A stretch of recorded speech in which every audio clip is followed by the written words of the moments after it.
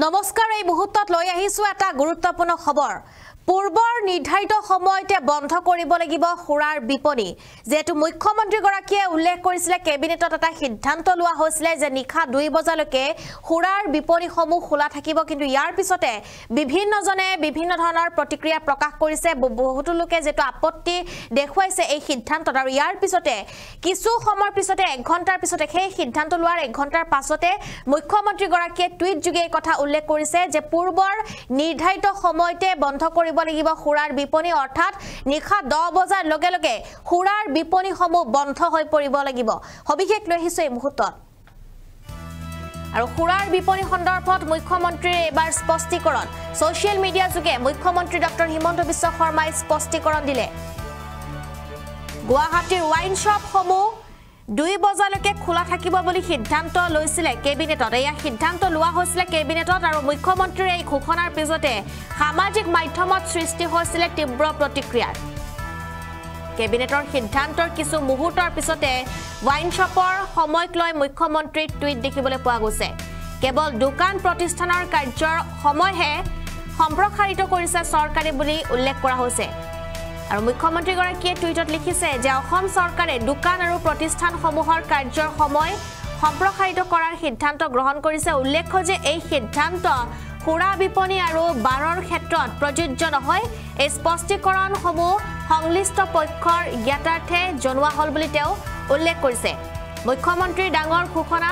যেটো মুখ্যমন্ত্ৰী গৰাকীয়ে উল্লেখ কৰিছিল যে খুৰাৰ বিপণীসমূহ 2 বজালৈকে খোলা থাকিব কিন্তু এই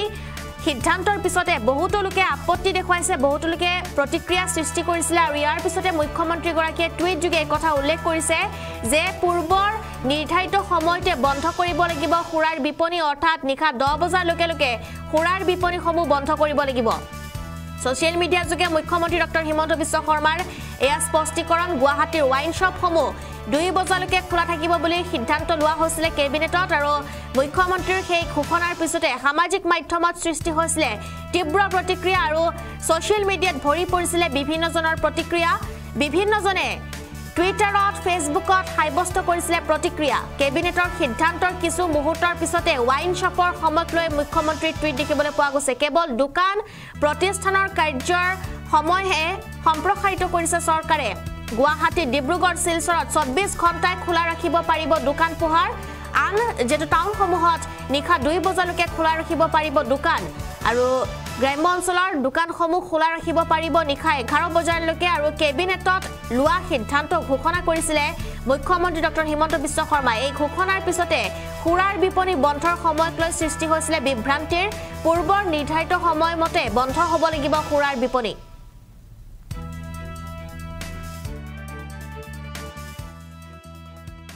গুৱাহাটী ডিব্ৰুগড় আৰু শিলচৰত দোকান পোহাৰ এতিয়া 24 ঘণ্টা খোলা ৰাখিব পাৰিব আৰু সাপ্তাহিক এটা যি বন্ধৰ কথা আছিল এতিয়াৰ পৰা সাপ্তাহিক বন্ধটো নাথাকিব চৰকাৰী নিয়মত নাথাকিব কোনোবাই বন্ধ কৰিব খুজিলে কোনো আপত্তি নাই ডিব্ৰুগড় গুৱাহাটী আৰু শিলচৰ পৌৰ নিগম মিউনিচিপালিটি কিন্তু বাকি টাউনসমূহত যাক এই গুৱাহাটী ডিব্ৰুগড় শিলচৰ মিউনিচিপালিটি কৰ্পোৰেচন কিন্তু বাকি টাউনসমূহত ৰাতি 2টা বজা পৰ্যন্ত দোকান পোহাৰ খোলা ৰাখিব পাৰিব গ্ৰাম্যাঞ্চলত ৰাতি 11 বজালৈকে দোকান পোহাৰ খোলা ৰাখিব পাৰিব যাতে আমাৰ ক্ষুদ্ৰ ব্যৱসায়ীসকলৰ উপাৰ্জন বৃদ্ধি হয় তাৰ বাবে আমি এই ব্যৱস্থাটো গ্ৰহণ কৰিছো কিন্তু শ্ৰমিকক বছৰত সপ্তাহত 48 ঘণ্টাতকৈ বেছি কাম কৰাব নোৱাৰিব একেটা স্পেচত 9 ঘণ্টাতকৈ বেছি কাম কৰাব নোৱাৰিব আৰু শ্ৰমিকক মই 24 ঘণ্টা দোকান খোলা ৰাখিলো তাৰমানে শ্ৰমিকৰ 3টা শিফট কৰিব লাগিব তাৰমানে শ্ৰমিকসকলক কষ্টত দি পেলাই এইটো সুবিধা নহয় ইয়াৰ ফলত এমপ্লয়মেন্ট যাতে বৃদ্ধি হয় 9 আৱাৰ্ছৰ কাৰণে যদি দোকানখনে 2টা এমপ্লয়ী ৰাখিছিল এতিয়া 24 ঘণ্টাৰ কাৰণে তেওঁ 2টা 3টা শিফটত আৰু 4জন বেছিকৈ এমপ্লয়ী ল'ব যাতে আমাৰ অসমত নিয়োগৰ সুবিধা হ'ব পাৰে ব্যৱসায় বাণিজ্য ভাল হ'ব পাৰে বিহুৰ বতৰৰ আগত পূজাৰ বতৰৰ আগত তাৰ বাবে আমি এই সিদ্ধান্ত গ্ৰহণ কৰিছোঁ আৰু মই ভাবো যে এই সিদ্ধান্তই আমাৰ অসমৰ ব্যৱসায়ী মহলক যথেষ্ট সহায় কৰিব